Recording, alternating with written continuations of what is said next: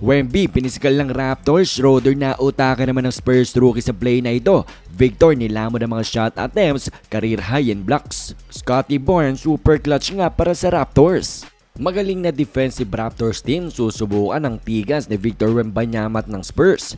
San Antonio versus Toronto, let's start right away in the first quarter.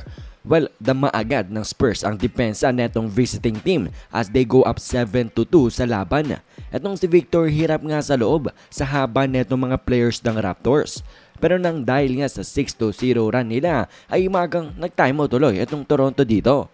Dito nga rin ay panay depensa ang ginagawa ng dalawang team and not a whole lot of offense. Kaya naman after 9 minutes of play ay 15-14 pa lang ang score natin. Pero pagbalik nga ni Wemby on the court mga idol, 5 straight points ang kanyang ginawa at 9-0 run para sa buong Spurs team. Another timeout tuloy itong Toronto dito. At natapos nga ang quarter natin na may 26-22 na score at si Victor may 8 points and 2 blocks na agad. Hindi nga umubra ang pamimisikal strategy ng Raptors sa kanya.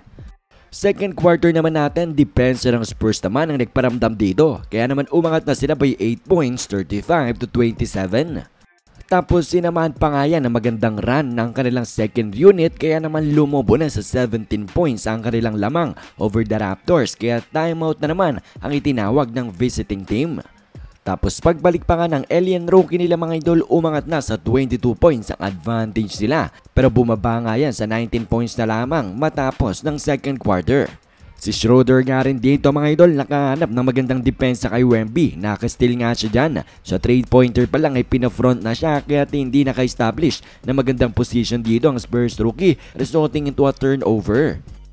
At para naman sa ating third quarter, nice start para sa away team dahil nababa nga nila to just 15 points ang kanilang hinahabol kaya't napa-quick timeout tuloy itong si Coach Pop.